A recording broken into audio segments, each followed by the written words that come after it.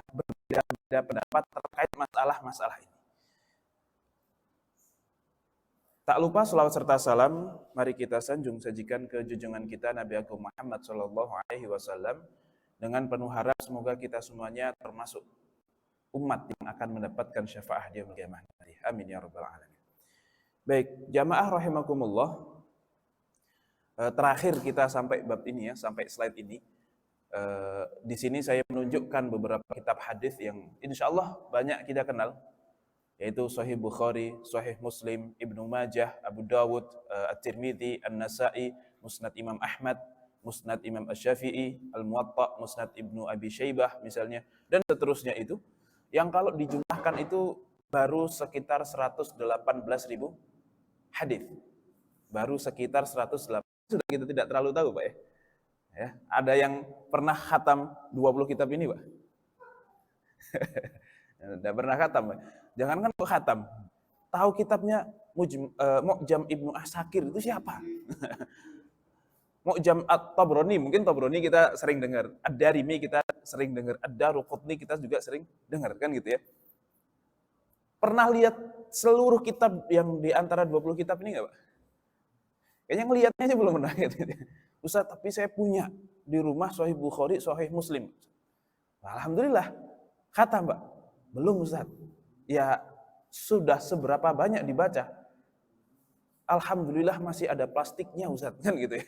Sejak beli belum pernah dibuka, kan gitu. Kita kan senang koleksi kitab, tapi membacanya itu satu pekerjaan yang berat, yang tidak mesti kita lakukan. Tapi tidak apa-apa, paling tidak kita memiliki kecintaan terhadap kitab, kecintaan terhadap karya ulama, meskipun kita sendiri juga belum memiliki kemampuan untuk membacanya.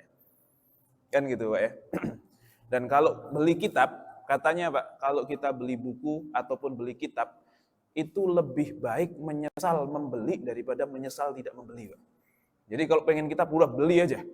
Masalah kebaca apa nggak kebaca, takutnya nanti nyesel kalau terlanjur beli. Nggak apa-apa, lebih baik menyesal membeli daripada menyesal tidak membeli. Itu kalau kitab. Tapi kalau ya raket, atau mungkin alat pancing, atau apa ya, lebih baik nggak usah membeli daripada menyesal, Pak ya. Kecuali butuh beneran gitu. Tapi khusus ini tidak. Khusus untuk kitab-kitab para ulama itu, lebih baik udah beli saja. Masalah kebaca atau enggak, itu urusan nanti. Nah, kalaupun nyesel gara-gara beli, itu lebih baik daripada menyesal tidak membeli. Kalau melihat kitab bagus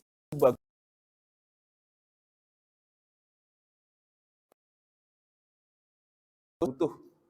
Nah, nanti takutnya tiba-tiba butuh, nyesel, mau beli lagi sudah nggak ada, udah nggak nemu atau misalnya.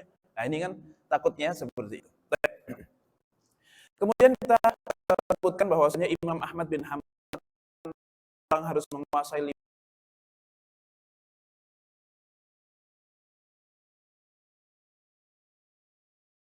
juta hadis. Nah, jadi wajar beliau mensyaratkan demikian karena memang beliau itu hafal 1 juta hadis. Nah, ini salah satu syarat saja, Pak. Nanti syarat yang lain itu salah satunya adalah harus menguasai usul fikih. Usul fikih itu ya tentang dilalatul alfaz, tentang mantuk, mafhum. Nanti mafhum ada muwafaqah, ada mukhalafah. Mukhalafah nanti ada musawi, ada aula, ada akhaf dan seterusnya. Kemudian nanti ada yang namanya umum khusus, mutlak, muqayyad. Kemudian al-amru ba'dan nahyi yufidu madza. Kemudian dan seterusnya, banyak sekali. Ya karena memang ternyata ketika kita mempelajari Al-Qur'an, mempelajari teks-teks hadis, itu kita akan temukan bahwasanya tidak setiap kata perintah itu berarti wajib. Tidak setiap kata perintah berarti wajib. Karena perintah itu bisa jadi hukumnya wajib, bisa jadi hukumnya sunnah, bahkan bisa jadi hukumnya mubah. Nah, contohnya misalnya surat Al-Jumu'ah. Fa idza qudiyatis sholatu fantashiru fil ard.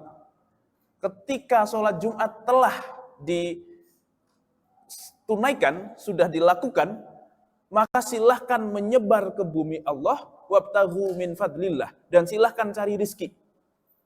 Itu perintah di dalam surah Al-Jumu'ah, Pak. Kalau kalian sudah selesai sholat Jumat, maka silahkan mencar. Mencarlah kalian bertebaranlah kalian di muka bumi ini untuk mencari rizki dari Allah. Ini kan perintahnya habis Jumatan kerja, Pak. Dagang. Atau ngapain kayak yang penting nyari duit, nyari rizki.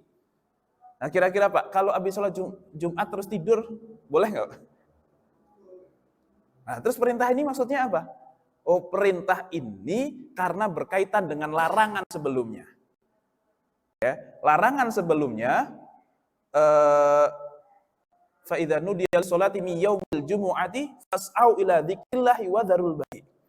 Kalau sudah dikumandangkan adzan Jumat, maka datanglah ke masjid, datanglah untuk sholat dan tinggalkanlah jual beli.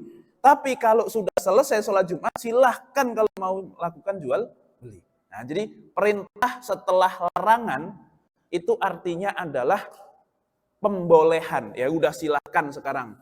Keluarlah, carilah, tapi tidak wajib. Artinya kalau habis Jumatan kok kita pengen tidur, ya nggak apa-apa. Gitu ya. Kenapa ada perintah? Karena sebelumnya sempat dilarang. Nah, ini, jadi perintah pun memiliki banyak makna. Sebagaimana larangan pun juga tidak selalu berarti haram.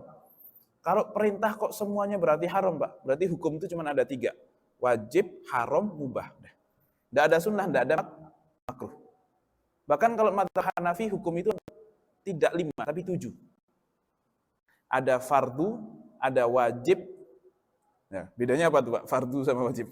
Ada fardu, ada wajib, ada sunnah, ada mubah, ada makruh karohata tanzih, ada makruh karohata tahrim, ada haram. Nah, ini apa lagi nih Pak? Nah itu, hukumnya ada 7. Kemudian, yang akan kita sampaikan kembali berikutnya adalah, ada ketika kita membahas para ulama, ya, yang kemarin kita sudah bahas, kalau ngomongin fikih maka bisa kita katakan penggawa-penggawa fikih yang masih di mazhabnya, ilmunya itu hanya ada 4 Pak sekarang. Yaitu fikih mazhab Abi Hanifah atau Hanafi, fikih Maliki, terus fikih Syafi'i, dan kemudian fikih Hambali. Itu sekarang cuma ada 4 itu saja. Sedangkan nanti fikih Dhahiri misalnya, Al-Laythi, Al-Auza'i, kemudian At-Tabari, itu hampir rata-rata sudah punah. Ya, sudah punah. Kenapa? Bukan karena ilmunya tidak dipakai. Enggak. Sekarang masih ada pendapat-pendapatnya masih ada. Tetapi itu masih sangat beririsan dengan mazhab-mazhab yang lain. Jadi seolah-olah ya sudahlah pakai Syafi'i saja. Toh di situ juga beberapa pendapatnya At-Tabari masuk ke situ. Pendapatnya Al-Laythi juga masuk ke situ. Atau mungkin dengan mazhab-mazhab yang lainnya. Jadi yang punya pengikut dan eksis sampai sekarang itu hanya 4 mazhab saja. Padahal sebenarnya tidak terbatasi, Pak. Kalau ada seseorang yang alim di antara kita, yang hafal tadi 1 atau 500.000 hadis, faham betul tentang usul fikih, faham betul tentang bahasa Arab, faham betul tentang nasikh, mansuh, dan seterusnya, faham betul tentang mana yang ijma', mana yang bukan, itu sangat diperbolehkan dan memungkinkan untuk menjadi mujtahid saat ini. Jadi pintu ijtihad itu tidak tertutup, Pak. Kalau mau menjadi ulama fikih sekelas Imam Syafi'i masih bisa. Nah, cuman masalahnya kemampuannya aja yang nggak punya. Gitu. Ya, jadi misalnya katakanlah akhir-akhir ini ada Imam Asy-Syaukani. Kemudian diteruskan oleh Syekh Al-Albani misalnya. Ya itu sah-sah saja untuk beliau menjadi ulama fikih, untuk bicarakan tentang hukum, itu sah-sah saja. Nah, tetapi kalau secara kualitas memang ya biasanya yang salaf itu jauh lebih luar biasa dibandingkan yang khalaf. Nah, tapi tidak masalah, karena memang itu masih dimungkinkan. Dan kalau kita lihat ya beliau itu kayak meramu ulang saja. Dan itu hal yang diperbolehkan, tidak masalah. Tapi tidak harus juga mengikuti yang ada itu. Baik. Kalau kita membuka kitab-kitab mazhab Hanafi misalnya, maka ini Pak, ada yang namanya Bada'i'us Shana'i fi Tartibis Syara'i, itu miliknya Imam Al-Kasani, kemudian Al-Mabsut karyanya Imam As-Sarakhsi, itu sekitar 30 jilid, Pak. Ngomongin fikih Hanafi tok 30 jilid. 30 jilid itu segini itu, kurang lebih segini. Harganya mungkin 2 juta, 3 juta. Kalau kitab Arab itu murah, Pak. Buku Arab itu murah. 1 jilid itu paling harganya 70.000, 60.000 begitu. Ya, kenapa? Karena ulamanya sudah wafat, nggak ada royaltian. Royaltinya cuma kepada pencetaknya saja, dan itu juga murah. Ya, dan itu harganya murah. Kalau kitab-kitab yang orangnya masih hidup itu biasanya masih mahal. Sedangkan kayak misalnya Riyadhus Shalihin kan tebal Pak segini. Tapi harganya berapa? Paling 120.000, padahal segini loh Pak. Tebalnya segini, 120.000 itu cuma ganti ongkos cetak. Kenapa? Tidak perlu ada royalti berupa duit kepada Imam Nawawi. Tapi ada royalti pahala yang luar biasa ke beliau. Siapa yang bayar? Allah Subhanahu wa Ta'ala. Nah, ini luar biasa. Imam Nawawi itu umurnya paling 36 tahun, Pak. Nggak nyampe 40, belum sempat nikah. Bukan nggak nikah ya, belum sempat menikah. Tapi sudah wafat. Meskipun sudah wafat, Arba'in Nawawi kita kenal sampai sekarang. Riyadhus Shalihin siapa yang nggak pakai, Pak? Dari semua madhab, dari semua kalangan, Riyadhus Shalihin terpakai oleh siapapun. Ini menunjukkan betapa ikhlasnya beliau ketika menulis kitab. Nah, maka Allah panjangkan umur daripada kitabnya, meskipun Allah pendekkan umur daripada Imam Nawawi. Jadi memang paling penting itu tuh. Tidak penting durasinya selama apa kita hidup di muka bumi ini. Tetapi yang paling penting apa kontribusinya. Nih Pak, makanya jangan nih Pak RT. Pak RT atau Pak RW? Pak RT. Itu enggak terlalu penting mau menjabat berapa periode misalkan. Tapi yang paling penting apa kontribusinya? Kan itu Pak ya. Nah, ini jadi memang berat Pak, menjadi pemimpin itu berat ya, dituntut kontribusinya. Padahal ya jadi RT juga gara-gara didorong, bukan karena ini ya, kan kadang-kadang begitu kan ya. Ya udahlah, memang itu tanggung jawabnya, tapi ya amanah harus dilaksanakan. Insya Allah dengan menerima amanah ini juga merupakan pahala yang sangat luar biasa ya, karena seorang pemimpin yang amanah itu besok masuk surga paling duluan. Tapi kalau pemimpin kok nggak amanah, mencium bau surga aja kan gitu ya. Jadi, ini antara depan paling belakangnya. Pedagang juga demikian, hakim juga demikian. Ini makanya penting bagi kita. Kemudian kalau mazhab Maliki nanti ada kitab Adz-Dzakhirah, itu Al-Qarafi, kemudian Al-Mudawwanah Al-Kubra, kemudian Al-Kafi ya, fi Fiqhi Al-Madinah, itu juga salah satu kitab-kitab dari mazhab Al-Maliki. Kemudian kalau Asy-Syafi'i ada Al-Majmu' Syarah Muhadzab. Nah, Al-Majmu' Syarah Muhadzab itu tebalnya 27 jilid. Ini karyanya Imam Nawawi. Belum sempat beliau menyelesaikan, baru sampai sekitar 11 jilid begitu, beliau wafat. Nah, diteruskan lagi oleh ulama-ulama berikutnya. Nah, ini Pak, jadi zaman dulu Pak, nulis kitab itu estafet. Yang satu menulis, karena memang panjang Pak, 27 jilid, bayangkan. Kita kebayang khatam aja enggak? Baca doang. Ini nulis sampai selesai Pak. 27 jilid. Yang mana itu dosen-dosen saya di Lipia itu bilang begini, kalau kamu selesai baca Al-Majmu' ini, Syarah Muhadzab ini fikih dalam mazhab Syafi'i, maka saya pastikan kamu akan menjadi mazhab Syafi'i dan kamu akan mengatakan bahwasanya mazhab paling kuat dalilnya adalah mazhab Syafi'i. Karena saking luar biasanya dalil-dalil yang disebutkan, yang disampaikan, Pak. Jadi kadang kita itu merasa amalan kita ini kok kayaknya lemah dalilnya, bukan karena sebenarnya lemah, Pak. Karena kan kita nggak tahu dalilnya apa. Biasanya begitu. Makanya amalan-amalan kita zaman dulu misalnya apalah. Wah, ini kayaknya nggak ada dalilnya deh. Padahal sebenarnya bukan berarti tidak ada dalilnya. Kita dapat dulu dari guru-guru kita pas di TPA, pas kecil-kecil kan, suruh ngafalin ini, ngafalin itu, nanti baca ini, baca itu, dan seterusnya. Ini kayaknya dalilnya lemah deh, ternyata pas kita gede baru tahu, oh dalilnya lemah, dan seterusnya. Padahal sebenarnya bukan berarti dalilnya lemah, Pak, biasanya. Kita yang belum tahu apa sebenarnya dalil daripada amalan-amalan tersebut. Nah gitu. Kadang seperti itu. Makanya ketika kita menemukan amalan baru atau ilmu baru misalnya, yang seolah-olah membantah atau menyalahkan amalan yang lama, maka harus kita dengarkan. Harus kita dengarkan, kita perlu khazanah ilmu itu. Tetapi jangan langsung menyalahkan yang lama. Kenapa? Kok dulu saya begitu ya? Kok dulu saya diajarkannya begitu? Ini kira-kira yang dulu itu apa dasarnya? Nah, lebih baik cari ilmu baru tentang ilmu tambahan tentang amalan kita yang lama. Supaya kita bisa bandingkan, setelah kita bandingkan kok ternyata lebih yakin sama yang baru, ya monggo silakan. Berpindah madhab, tidak masalah. Tidak masalah. Misalnya awalnya pakai Allahu Akbar kabira walhamdulillahi katsira.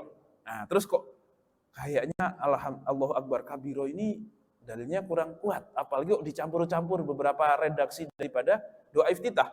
Ya sudahlah, saya tak pakai Allahumma ba'id baini misalnya. Ya enggak masalah. Enggak masalah. Gitu ya. Tetapi sebelum kita meninggalkan yang lama, pastikan dulu kenapa kok harus meninggalkan yang lama. Bukan karena tidak tahu kemudian kita tinggalkan. Tetapi cari tahu dulu lebih dahulu, baru kita ya sebenarnya meninggalkan nggak masalah Pak. Tetapi yang sering jadi masalah itu ketika kita menyalahkan yang lama. Kalau cuma sekedar, saya milih yang baru, nggak apa-apa Pak. Kenapa? Ya saya lebih suka yang baru. Oke, itu hak kita. Tetapi kalau sampai, kayaknya yang lama ini bermasalah deh. Nah nih, masalahnya kita ketika menyalahkan suatu amalan, itu biasanya menyalahkan banyak orang. Konsekuensinya, ini agak berat. Yang di situnya itu berat. Ya. Nah, dan kadang salah juga bagi kita untuk mentoleransi pendapat orang lain dengan dasar daripada ribet, daripada ribut. Itu salah juga. Jadi kalaupun kita mau mentoleransi pendapat orang lain adalah dengan cara mengetahui kenapa dia berbeda. Udah. Karena kalau ternyata kita tahu dia berbeda, dia itu berbeda karena begini toh. Oh gitu, ya wajar sih, ya masuk akal sih, tapi saya lebih cenderung kepada yang ini. Tidak masalah. Tapi ketika kita mentoleransi itu dengan perasaan yang lebih mudah untuk husnudzon kepada orang lain. Tapi kalau asal, saya nggak tahu sih kenapa dia, udahlah biarin aja deh. Kalau asal karena biarin, ini berbeda kualitasnya dengan mentoleransi karena tahu sebab dia berbeda. Itu berbeda, Pak. Nah, ini makanya hal yastawil ladzina ya'lamuna wal ladzina la ya'lamun itu memang sangat betul, Pak. Apakah sama antara orang yang tahu dengan orang yang tidak tahu? Dan kata para ulama banyak sekali yang mengatakan orang yang banyak ilmunya, man katsura ilmuhu qalla inkaruhu wa man katsura inkaruhu qalla ilmuhu, itu memang satu hal yang nyata adanya. Orang yang banyak ilmunya itu sedikit ngeyelnya, dan orang yang banyak ngeyelnya itu pasti sedikit ilmunya. Itu sudah pasti gitu. Maka dari pihak manapun kok ngeyelan, itu kebanyakan atau kemungkinan besar ilmunya sedikit. Nah, maka cari tahulah ilmu minimal sampai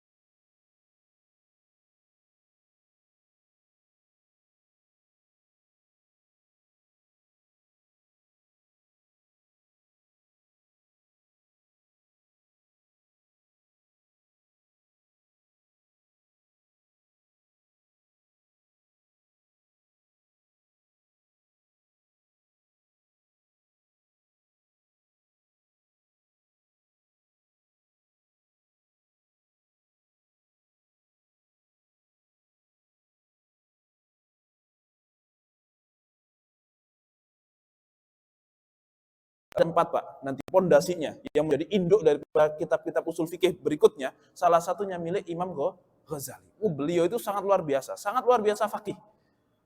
Punya Al-Wajiz, Al-Wasit, Al-Basit, kemudian Al-Khulasah, kemudian punya kitab-kitab yang lainnya. Ihya Ulumuddin memang karya yang monumental buat beliau di akhir-akhir hayatnya. Tetapi di luar itu juga banyak kitab yang membuat beliau itu disebut sebagai Hujjatul Islam.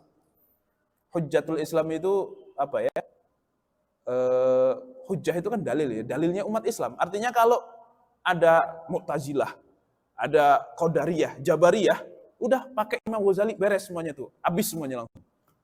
Yang bisa mendebat mereka tuh orang-orang seperti Imam Al-Ghazali, makanya disebut sebagai Hujjatul Islam. Kemudian kalau kitab mazhab Syafi'i, mazhab Hambali sekarang, itu ada yang namanya Al-Mughni. Ini karya Ibnu Qudamah. Ini beliau juga salah satu ulama yang sangat luar biasa, yang kalau menerangkan mazhab Hambali, kita pasti akan menjadi Hambali. Kalau beliau menerangkan mazhab Hambali, seolah-olah mazhab Hambali itu yang paling kuat. Itu.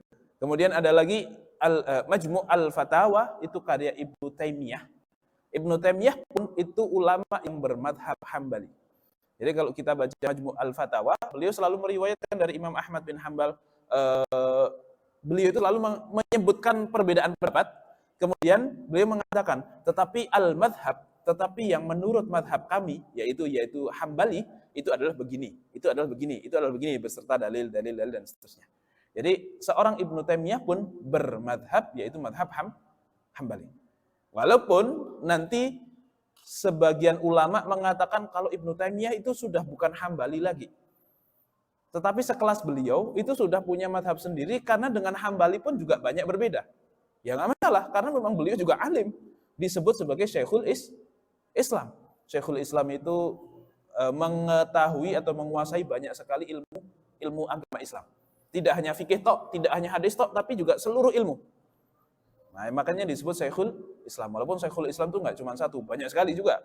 Ibnu Hajar al-Asqalani itu juga disebut sebagai Syekhul Islam. Kemudian Zakaria al-Ansori juga disebut sebagai Syekhul Islam. Syekhul Islam itu artinya orang yang menguasai banyak disiplin ilmu. Nah, kalau Imam Syafi'i malah sudah al-imam, gitu sudah lain lagi itu tingkatannya. Bisa jadi lebih tinggi lagi. Baik. Ini adalah kitab-kitab daripada para ulama di dalam masing-masing madhab yang bisa menjadi rujukan untuk kemudian kita itu mengetahui sebenarnya madhab Syafi'i itu seperti apa, madhab Hambali itu seperti apa. Karena kadang kita itu Pak suka salah dalam menilai. Kita mau belajar madhab Hambali tapi lewat guru yang bermadhab Syafi'i. Ini agak susah. Jadi akhirnya menceritakan tentang Hambali itu tidak presisi Pak. Kalau kita memang mau mencari tahu tentang Hambali, ya langsung dari madhab Hambalinya. Nah ini biasanya kalau dalam madhab fikih sih insya Allah aman Pak. Tapi kadang di dalam masalah yang sifatnya katakanlah kelompok-kelompok, golongan-golongan jamaah-jamaah. Nah, ini suka bermasalah. Mohon maaf, misalnya mau cari tahu tentang jamaah tabligh, tapi dia cari tahunya kepada orang yang bukan jamaah tabligh. Ya itu pasti akan salah informasinya. Udah pasti. Mencari tahu tentang misalnya orang-orang yang ada di Muhammadiyah. Orang Muhammadiyah kalau ibadah seperti apa sih? Atau mereka tuh sebenarnya gimana sih? Cari tahunya dari orang NU. Nah itu biasanya agak-agak berbeda itu.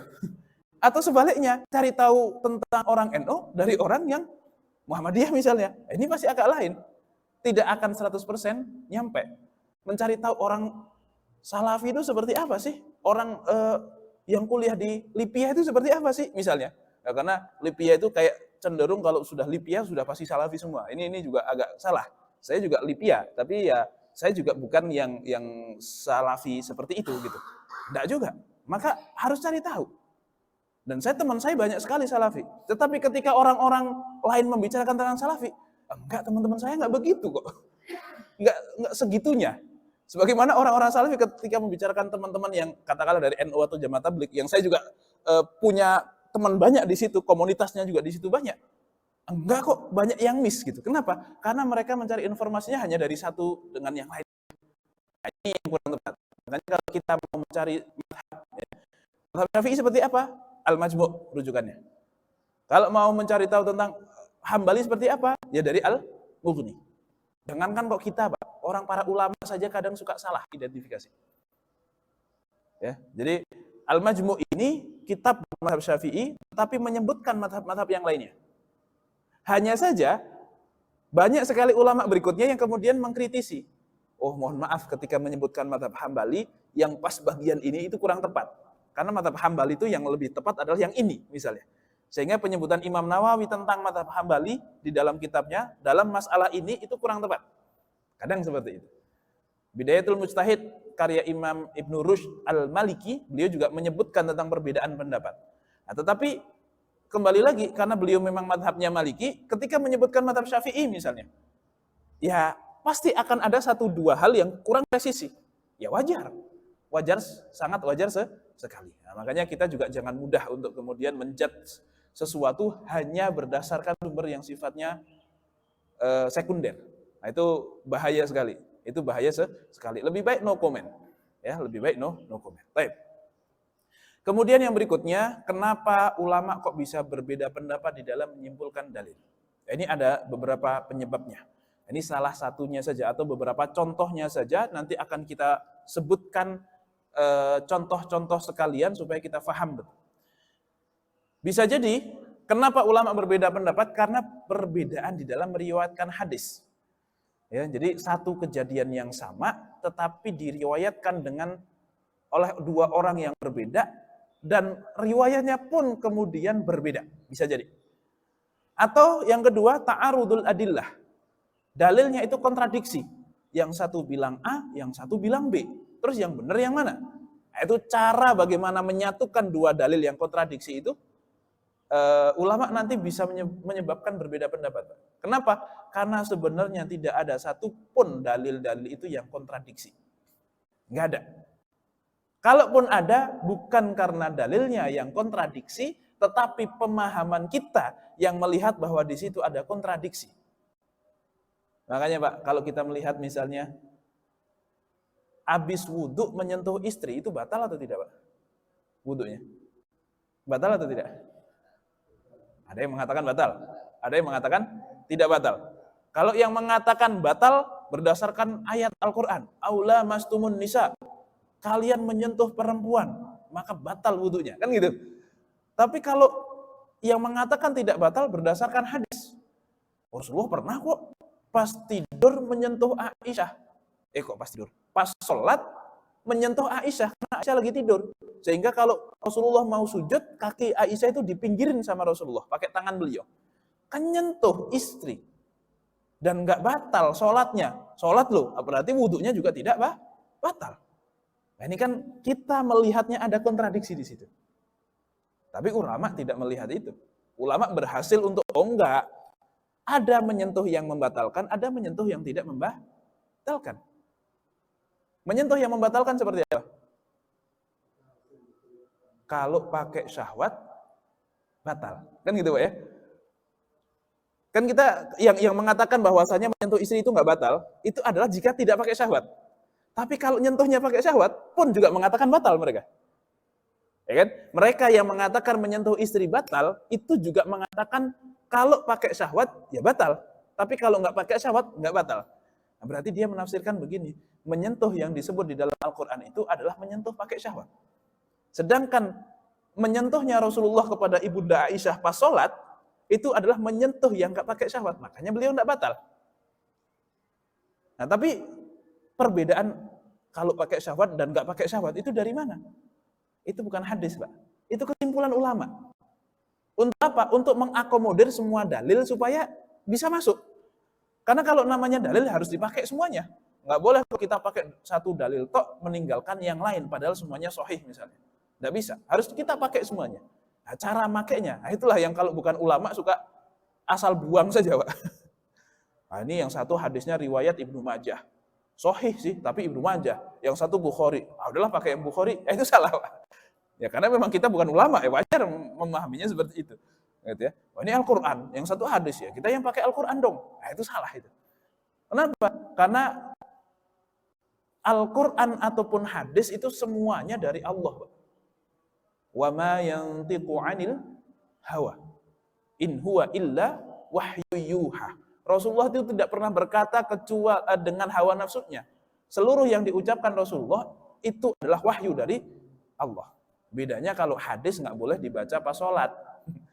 Kalau Al-Quran itu boleh dibaca pas sholat, gitunya saja. Tapi ya mau dari Rasul atau dari Al-Quran itu sama-sama wahyu, sama-sama syariat, harus kita pertimbangkan, harus kita faham. Nah, kalau mazhab Syafi'i lebih ini lagi. Dia mencari jalan yang lebih mudah lagi untuk membedakan, yaitu menyentuh istri akan batal jika nyentuh langsung.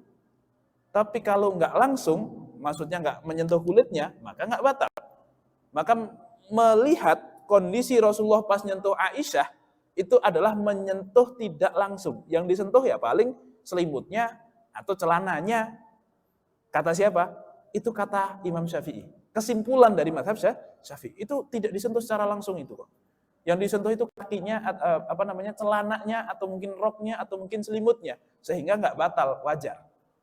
Tapi kalau yang di dalam hadis itu, yang di dalam ayat Al-Quran itu adalah menyentuh yang secara langsung. maknanya batal. Jadi kalau Syafi'i itu pengennya yang lebih pasti, Pak. Kalau ketemu kulit atau tidak, kalau ketemu kulit langsung maka batal, kalau tidak maka nggak batal. Ini kan gampang. Mau sengaja, mau nggak disengaja, mau pakai syahwat ataupun tidak pakai syahwat, itu kan jelas, Pak. Set, nyentuh, ya kulit ketemu kulit, dah batal. Indikatornya jelas. Tapi kalau gara-gara syahwat, set, nyentuh istri kita, batal nggak ya saya ya? Ya tergantung pakai syahwat apa enggak. Nah itu masalahnya Ustaz. Saya itu nyentuh, nggak pakai syahwat sih, tapi agak gemes gitu misalnya. Nah itu sudah batal atau belum itu? Nah ini kan agak susah ini, membedakannya kan gitu ya. Ini makanya mazhab Syafi'i lebih memilih yang lebih pasti, karena memang namanya hukum itu harus pasti. Baik. Kemudian yang berikutnya bisa jadi perbedaan di dalam mengambil hadis atau dalil. Jadi satu ulama menggunakan hadis yang ini untuk menghukumi satu hukum, ada lagi ulama lain mengambil hadis yang lain lagi untuk mengambil satu hukum. Akan kita berikan contoh-contohnya. Kemudian bisa jadi di dalam adanya perbedaan di dalam memahami teks-teks ayat ataupun hadis, kemudian bisa jadi satu teks bermakna banyak. Satu teks bermakna banyak, makanya ulama berbeda pendapat. Ini teksnya, perkataan ini maksudnya yang A atau yang B nih, karena secara bahasa memungkinkan dua-duanya. Maka maknanya yang mana? Nah, itu bisa jadi. Atau bisa jadi belum sampainya hadis kepada ulama tersebut. Ini juga ada kemungkinan, meskipun kecil, Pak. Tapi ada kemungkinan. Baik. Kita coba cari contoh-contohnya. Pertama, kontradiksi antar dalil. Contohnya apa? Contoh masalah hukum berbekam bagi orang yang berpuasa. Tahu bekam ya Pak ya? Yang diambil darahnya itu. Nah, bagaimana hukumnya bagi orang yang berpuasa? Batal nggak puasa kalau dibekam? Kalau puasa kok makan, itu ulama sepakat Pak. Batal kan gitu ya. Puasa kok minum, ulama juga sepakat. Puasa kok jima, juga ulama sepakat. Cuman masalahnya kalau puasa kok bekam, itu batal atau tidak puasanya? Nah ini.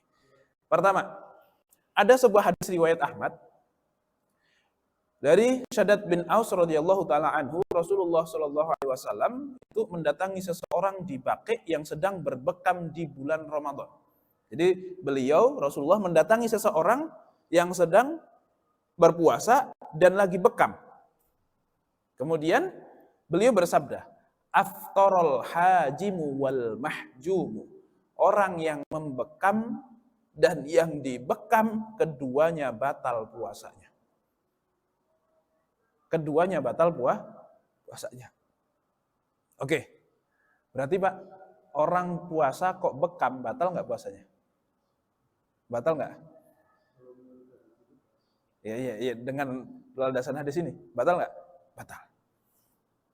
Kemudian yang berikutnya, hadis riwayat Bukhari dan Imam Ahmad, anna Nabi yahtajama wa huwa muhrim. Rasulullah itu pernah berbekam dalam keadaan ihram dan pernah pula berbekam dalam keadaan berpuasa. Oke, berarti orang yang berpuasa kok bekam, batal nggak puasanya? Pusing kan Pak ya? Kita melihat, kok ada dua hadis kok, yang satu bilang kok seolah-olah yang satu kesimpulannya batal, yang satu tidak batal. Ini bagaimana? Nah, maka ulama berbeda pendapat di dalam bagaimana cara memahami, ya, apa sih namanya itu? Ya pokoknya bagaimana cara dua hadis ini supaya bisa dipakai semuanya. Nah, maka nanti kesimpulannya, kalau pendapat mazhab Hambali, bekam itu membatalkan puasa. Bekam itu membatalkan puasa. Ini salah satu alasannya karena yang bahwasanya Nabi itu pernah bekam dalam kondisi berpuasa, itu sudah terhapus oleh hadis yang berikutnya. Jadi dianggap hadis yang pertama tadi itu yang menghapus kondisi atau riwayat bahwa Nabi pernah bekam pas lagi puasa. Tuh. Tapi kalau jumhur ulama mengatakan tidak batal. Kenapa? Dengan beranggapan apa? Ya ini hadis yang kedua ini yang lebih diutamakan. Nah terus hadis yang pertama dibuang, bukan dibuang. Tapi itu menunjukkan kalau lagi puasa jangan berbekam, nanti lemes. Makanya orang yang ngebekam pun dikatakan oleh Rasulullah itu batal. Sebenarnya bukan batal, tetapi melakukan hal-hal yang agak kurang tepat ketika dilakukan ketika puasa. Makanya hukumnya makruh, Pak. Para ulama mengatakan makruh hukumnya untuk bekam ketika puasa. Tapi batal nggak? Ya nggak batal sih, tapi makruh karena Rasulullah pernah melarang. Gitu ya. Berdasarkan hadis yang kedua. Nah, jadi seperti begini, Pak. Kadang sesuatu yang dilarang oleh Rasulullah secara lisan, tapi Rasulullah melakukan, itu untuk menunjukkan sebenarnya boleh tetapi makruh. Begitu, Pak. Seperti Rasulullah pernah bersabda begini, la yabulanna ahadukum qa'iman. Jangan sekali-kali kalian pipis kok sambil berdiri. Makruh hukumnya. Itu Rasulullah mengatakan demikian. Ini kan larangan nih, Pak. Tetapi suatu ketika pernah diriwayatkan Rasulullah itu pernah pipis berdiri di kampung orang, sedang berkunjung ke kampung orang, di situ tidak ada toilet yang proper, akhirnya beliau mohon maaf buang air kecil di tempat sampah mereka, di pembuangan sampah mereka. Nah, sehingga Rasulullah berdiri di situ. Kenapa kok berdiri? Karena kalau jongkok malah justru najisnya lebih akan bahaya kemana-mana, terkontaminasi oleh ya pipisnya bisa jadi, yang kedua terkontaminasi oleh sampah yang ada di sekitar itu. Makanya Rasulullah lebih memilih berdiri di situ. Nah, ini para ulama kemudian menyimpulkan, oh pipis itu boleh berdiri tapi hukumnya makruh. Karena dilarang secara lisan tetapi dilakukan secara perbuatan. Nah, ini makanya kalau menyimpulkan satu hukum itu harus memahami seluruh dalil atau hadis yang konteksnya sama, yang sedang membicarakan hal yang sama supaya kita tidak salah tangkap. Oke, itu contoh yang pertama. Kemudian yang berikutnya, perbedaan di dalam meriwayatkan hadis. Artinya kejadiannya bisa jadi sama, tetapi sang rawi ini agak bisa jadi terbalik atau apapun itu. Ya, jadi agak berbeda di dalam meriwayatkan hadis. Contohnya, ketika kita sujud dari berdiri mau sujud, itu tangan dulu atau lutut dulu, Pak? Tangan dulu atau lutut dulu kalau kita mau sujud? Biasanya kita. Kalau bolehnya, boleh dua-duanya betul. Tapi mana yang lebih utama? Lebih utama lutut dulu atau tangan dulu? Nah, tentu ada perbedaan. Di sini akan saya sebutkan kan gitu ya. Ya. Ada perbedaan sikon. Baik. Pertama, hadis riwayat Abu Dawud, Tirmidzi dan Nasa'i. Dari Wa'il bin Hujr, beliau melihat Rasulullah. Jadi kalau hadis tentang sholat itu rata-rata bukan perkataan Nabi. Tapi rata-rata komentar sahabat terhadap perbuatan Rasul. Karena memang perintahnya apa? Shollu kama ra'aitumuni usolli kan? Kalau Rasulullah ngajarin sholat itu enggak disebut rukunnya sekian, sunnahnya sekian, enggak. Tetapi sudah kalau kalian mau tahu sholat, yuk sholat jamaah bareng saya, lihat saya. Sholatlah, ikuti apa yang saya lakukan. Nah gitu, itu rata-rata riwayat atau hadis tentang sholat itu terjadi seperti itu. Ra'aitu Nabiya sallallahu alaihi wasallam, saya melihat Nabi Muhammad sallallahu alaihi wasallam, idza sajada wada'a rukbatayhi qabla yadayhi. Ketika beliau itu sujud, beliau meletakkan kedua lututnya sebelum kedua tangannya. Jadi lutut dulu baru tangan. Ini berarti menunjukkan bahwasanya yang lebih sunnah, yang lebih afdal adalah lutut dulu baru tangan. Tetapi nanti di dalam hadis yang lain, ini riwayat Abu Dawud juga dan Nasa'i juga, bahwasanya Abu Hurairah radhiyallahu taala anhu itu meriwayatkan bahwasanya Rasulullah pernah bersabda, "Idza sajada ahadukum," ketika salah satu di antara kalian sujud, "fala yabruku kama yabrukul ba'ir wal yadu' yadayhi qabla rukbatayhi." Maka janganlah kalian itu sujud sebagaimana sujudnya unta.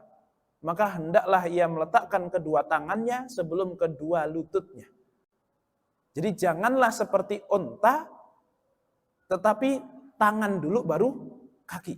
Nah pertanyaannya Pak, unta kalau mau sujud, mau turun begitu, itu tangan dulu atau kaki dulu Pak? Ya kan nggak ada tangannya Ustaz, semuanya empat-empatnya kaki kan gitu ya. Maksudnya kaki depan dulu atau kaki belakang? Hah?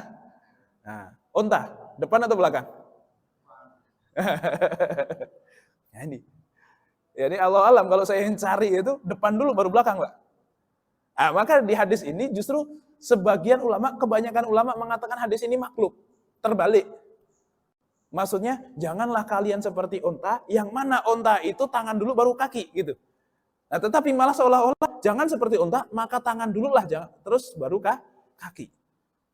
Nah, padahal unta itu tangan dulu baru kaki, ya bukan tangan, tapi yang depan dulu baru belakang. Nah, makanya banyak ulama yang mengatakan ini hadis makhluk, kebalik. Harusnya justru malah kaki dulu baru tangan. Tetapi hadis ini riwayatnya juga sahih. Sebagian ulama menafsiri begitu, tapi sebagian ulama enggak, memang begitu. Jadi kalau sujud lebih baik kaki dulu baru tangan. Nah, maka nanti ulama berbeda pendapat, mazhab Maliki mengatakan sunnahnya kedua tangan dulu baru kemudian lutut, tapi kalau Hanafi, Syafi'i, Hambali lutut dulu baru kedua tangan. Sunnahnya, tapi ini cuma membicarakan mana yang lebih sunnah. Tapi kedua-duanya sama-sama sah. Nah, jangankan kok ini, mau kepala dulu saja juga sah. Kalau bisa Pak ya. Tangan sama lututnya belum nempel, kepala dulu nempel. Kalau secara sahnya sah. Masalah benjol apa enggak urusan nanti kan gitu. Ya, kalau ngomongin sah, tapi yang lebih afdol yang mana? Nah, jumhur ulama lutut dulu, Maliki mengatakan tangan terlebih dahulu.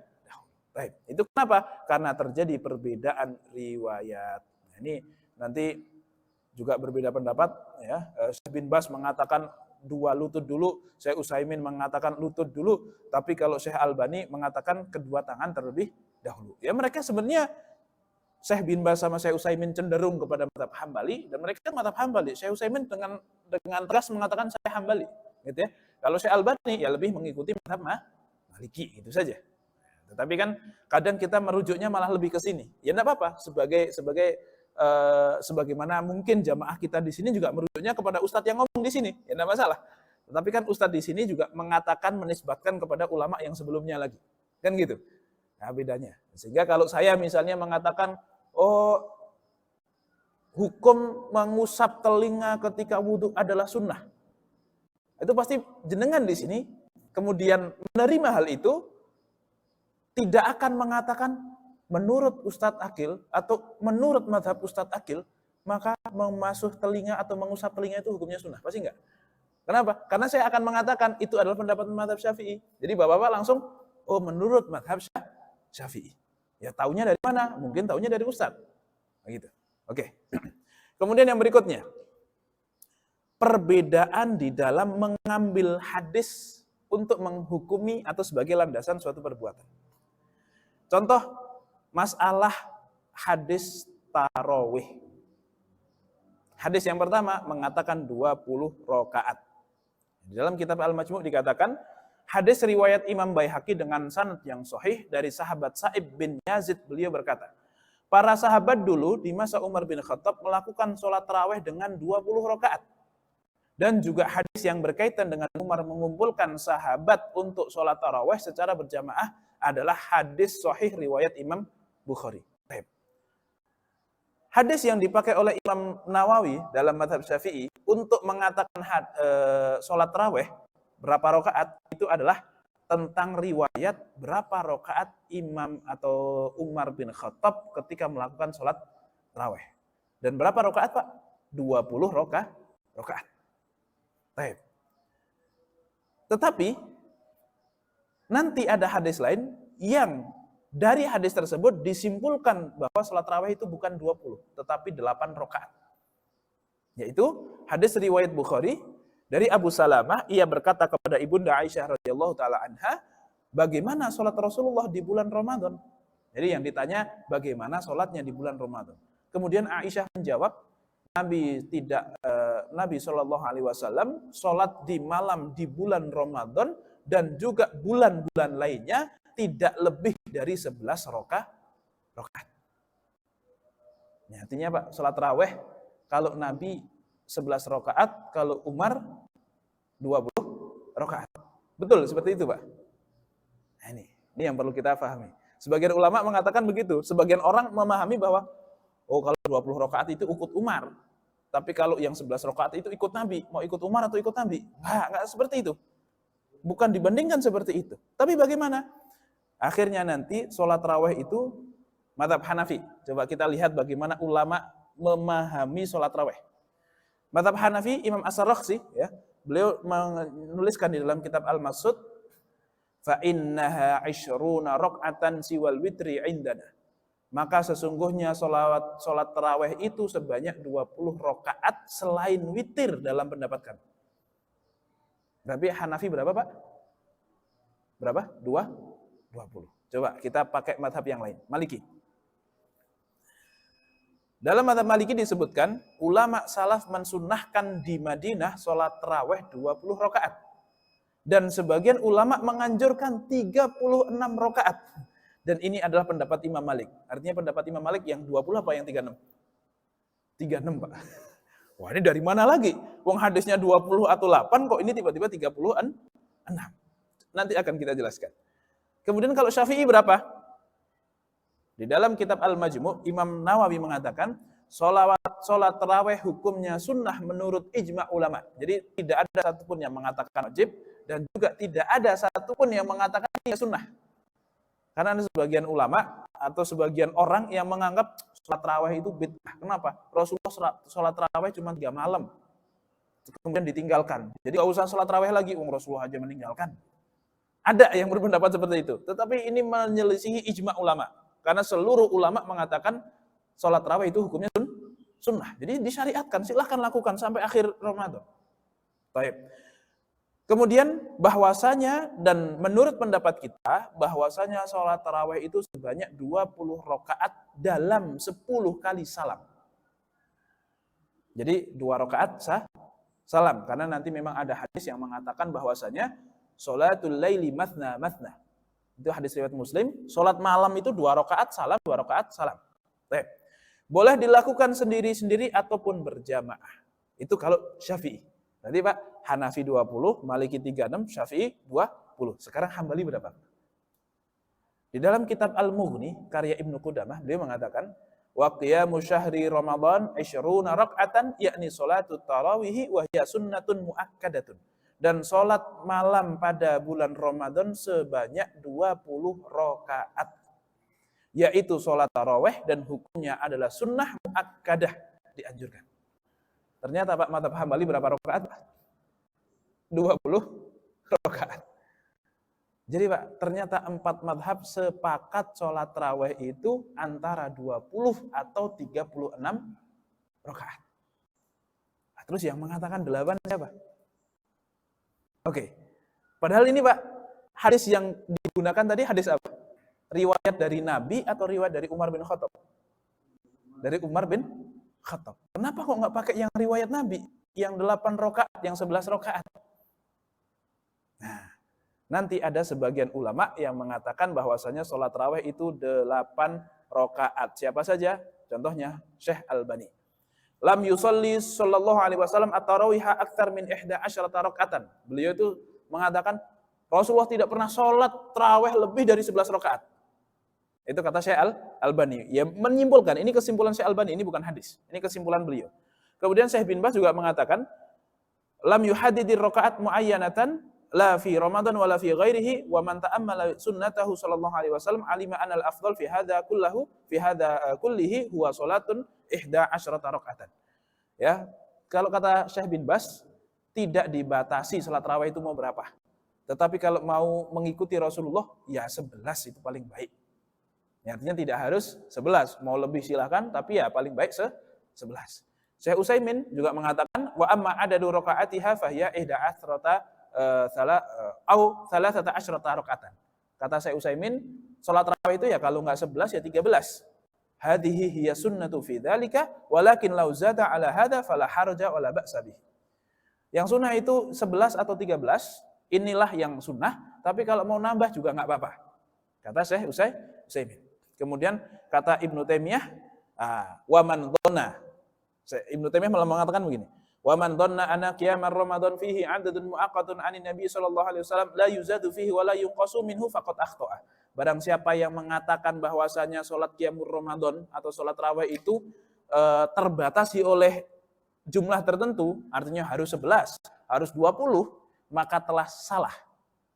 Telah salah. Tapi yang betul itu di situ boleh ditambah, boleh dikurang. Tidak ada batasan yang sifatnya wajib, kata Ibnu Taimiyah. Nah, terus tinggal begini, Pak. Kenapa kok 4 madhab lebih memilih riwayatnya Umar bin Khattab dibandingkan dengan riwayatnya Aisyah tadi? Yang mengatakan 11 rakaat. Kenapa? Karena begini. Sejarah tarawih, kita tahu semuanya, Pak. Rasulullah tarawih berapa kali dalam seumur hidupnya? Beliau cuma tarawih 3 kali. Ada yang mengatakan di awal-awal Ramadan, ada yang mengatakan itu di akhir hayatnya. Di akhir-akhir Ramadan di kehidupan beliau. Yang mana hari pertama beliau keluar. Nggak ngajak-ngajak itu. Beliau nggak ngajak-ngajak. Beliau sholat, nggak ngajak-ngajak, tapi yang namanya sholatnya di masjid, Pak. Sahabat pada lihat. Akhirnya ikut jamaah. Oke. Kemudian hari berikutnya, beliau keluar lagi. Jamaahnya udah nunggu karena tahu, oh kemarin Rasulullah sholat, besok kayaknya sholat lagi. Makin banyak, Pak, karena mungkin sahabat yang ada di hari pertama ngasih tahu kepada sahabat-sahabat yang belum datang. Ya, karena banyak yang belum datang karena nggak tahu. Semakin banyaklah hari kedua. Nah, mungkin di broadcast lah, dimasukkan ke grup, pokoknya begitu lah. Kalau zaman sekarang begitu, di broadcast di grup lah gitu. Sehingga banyak yang datang lebih banyak lagi. Oke, Rasulullah sholat tarawih. Balik lagi. Hari ketiga, Rasulullah datang lagi untuk sholat tarawih. Dan yang datang banyak sekali. Oke, Rasulullah sholatlah itu. Dengan para sahabat yang ada di situ jamaah. Di hari keempat, Rasulullah ngintip dari rumah beliau. Kan Rasulullah itu rumahnya samping Masjid Nabawi persis. Jadi ngintip. Banyak sekali yang hadir. Lebih banyak lagi dibandingkan hari ketiga. Tetapi dengan sengaja Rasulullah nggak keluar untuk sholat tarawih. Dan ketika besok sholat subuh, Rasulullah datang, setelah sholat beliau mengumumkan, saya tahu sebenarnya kalian itu sudah menunggu saya, kalian sudah berkumpul untuk melakukan sholat. Tetapi sengaja saya tidak keluar, takut diwajibkan ini sholat tarawih. Kan gitu ya riwayatnya, bahwasanya Rasulullah nggak keluar lagi untuk sholat tarawih. Kenapa? Takut diwajibkan. Makanya Pak, mungkin ada sebagian dari kita sholat tarawih kok cuma hari pertama, kedua, ketiga, itu pengen kayak Nabi misalnya. Takut diwajibkan gitu kan, atau Nabi aja cuma 3 kali gitu. Itu salah ya Pak ya. Bukan seperti itu. Kalau Nabi takut diwajibkan, kalau kita kenapa? Kita nggak dapat wahyu kan gitu. Nah, takutnya sholat tarawih itu nanti diwajibkan. Maka Rasulullah sudah meninggalkan sholat tarawih sampai beliau wafat. Artinya sholat tarawih itu cuma 3 kali dilakukan oleh Rasulullah Shallallahu Alaihi Wasallam. Nah, yang 3 kali ini tidak diketahui, tidak ada satupun dalil atau hadis yang sahih yang bisa digunakan untuk menentukan ini berapa rakaat yang 3 hari ini. Itu nggak ada satupun dalil yang sahih.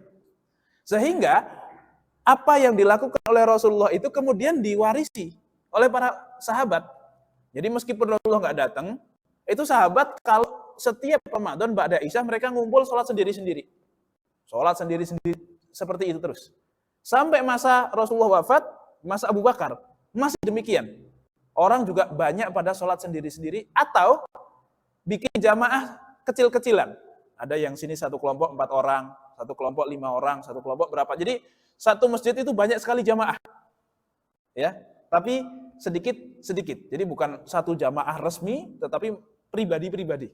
Kelompok-kelompok per keluarga misalnya. Ya udah yuk, ada yang datang jam 11, ya mulai tarawihnya jam 11. Ada yang datang jam 10, ya sudah mulai tarawihnya jam 10. Jadi masing-masing saja. Nah, itu berlangsung sampai masa Umar bin Khattab. Pas masa Umar bin Khattab, beliau merasa kok nggak bener nih, kalau semua orang sholat jamaah sendiri-sendiri, kok kayak nggak bagus. Yang sini Allahu Akbar rukuk, yang sini Allahu Akbar baru mulai. Yang sini Allahu Akbar untuk sujud, yang sini Allahu Akbar untuk bangkit dari sujud. Nah, ini kan takutnya jamaah yang sana lagi sujud, dengar Allahu Akbar langsung naik. Padahal yang Allahu Akbar bukan imam dia, imam yang lain. Kan gitu. Kan jadi kacau Pak. Makanya Umar bin Khattab kemudian menginisiasi. Dah sekarang mari kita kumpulkan semua orang yang mau sholat raweh menjadi satu imam.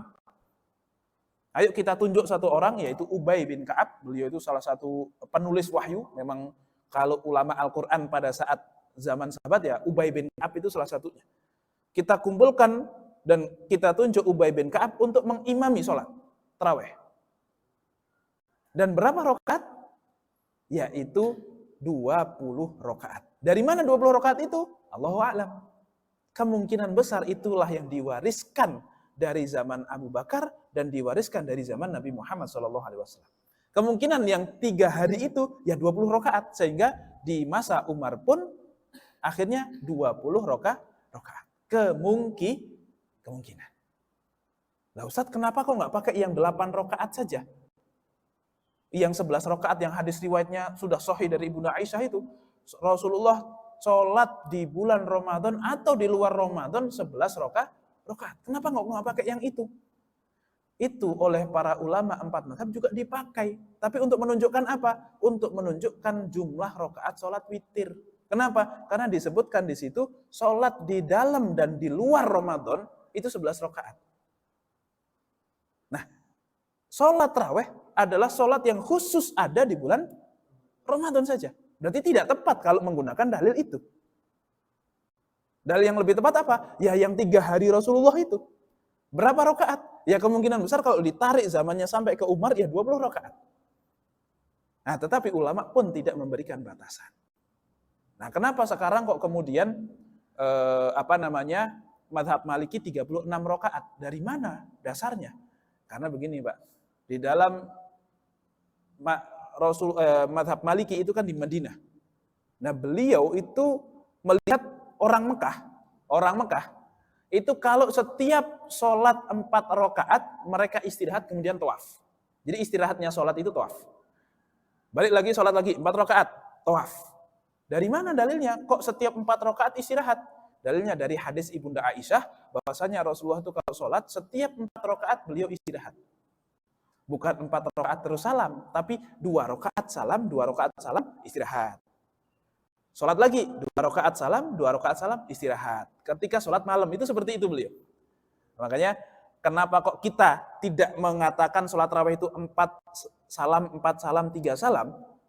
Karena apa? Karena ada hadis yang mengatakan sholat malam itu 2 rakaat salam, 2 rakaat salam.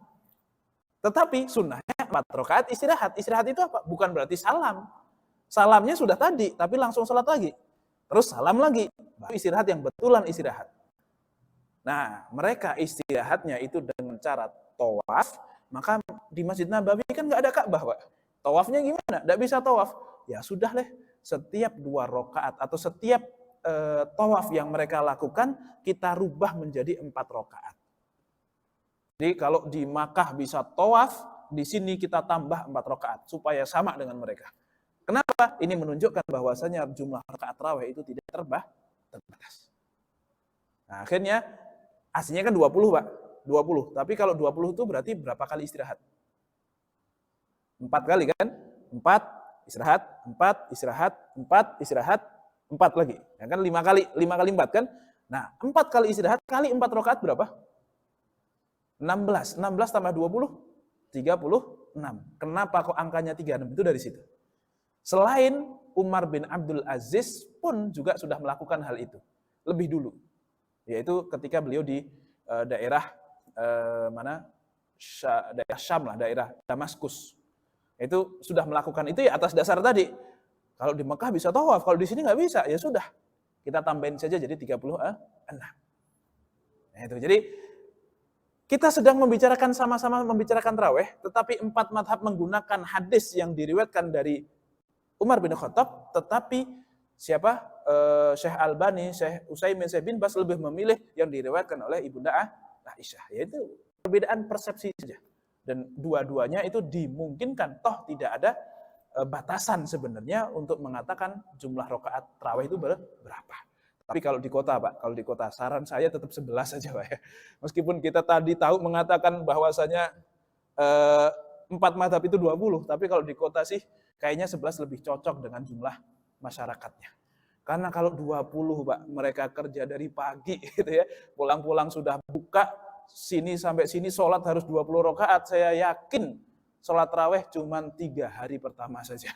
Habis itu bubar harus jalan gitu. Kenapa? Terlalu berat. Ini hikmah kenapa ulama berbeda pendapat adalah supaya orang-orang yang tidak mampu ideal seperti 4 mazhab masih ada pendapat ulama lain yang bisa dijadikan sebagai alternatif. Kita ambil hikmahnya saja. Ya saya pribadi pun ya kalau ngimamin kan tergantung masjidnya kan, rata-rata 11 gitu. Jarang yang minta Ustadz 20 ya, siap. Sedikit sekali yang 20 itu. Kalaupun 20 kan ya dari Al-Takatsur sampai An-Nas kan suratnya kan begitu. Kalau 11 kan lebih agak variatif ya, Al-Baqarah lah masuk, Al-Maidah lah masuk, apa segala macam. Nah, ini maka hikmah kita tahu perbedaan pendapat itu adalah ini, Pak. Kalau nggak bisa pakai yang berat, ya ada yang mudah sebagai alternatif. Allahu a'lam bishawab. Nah, ini kenapa ulama berbeda pendapat. Baik. Saya kira cukup ini saja dulu untuk masalah kenapa ulama berbeda pendapat. Yang paling penting adalah kita harus paham. Oh, ternyata berarti seluruh masalah fikih itu sangat mungkin terjadinya perbedaan pendapat karena model-model yang tadi itu, Pak. Perbedaan persepsi, perbedaan cara mengambil hukum, perbedaan dalam pengetahuan tentang hadis, perbedaan menganggap hadis ini mansukh atau tidak mansukh, mana yang nasikh, mana yang mansukh, perbedaan di dalam ini status hadisnya dhaif, ini status hadisnya sahih. Karena mendhaifkan atau mensahihkan hadis itu juga merupakan ijtihad dari para ulama. Baik. Mungkin cukup itu dari saya. Untuk selanjutnya jika ada yang ingin ditanyakan monggo, tapi kalau tidak juga tidak masalah karena sudah terlampau siang sepertinya. Itu. Monggo, ada yang mau ditanyakan atau tidak? Cukup ya, saya kira. Cukup? Cukup Pak ya, insya Allah cukup. Bisa kita sambung di pertemuan yang akan datang, insya Allah. Mohon maaf bila ada salah kata. Semoga apa yang kita sampaikan ini bermanfaat, bisa difahami dan menambah kualitas keimanan kita, menambah kualitas ibadah kita, menambah kualitas ukhuwah kita. Itu yang paling penting. Mari kita berbeda pendapat, tetapi berbeda pendapat dengan ilmu, sehingga kita bisa berbeda pendapat dengan lebih lapang dada, lebih bisa menghargai orang yang berbeda dengan kita. Allahu a'lam bishawab. Wal afu minkum billahi taufiq wal hidayah. Assalamualaikum warahmatullahi wabarakatuh.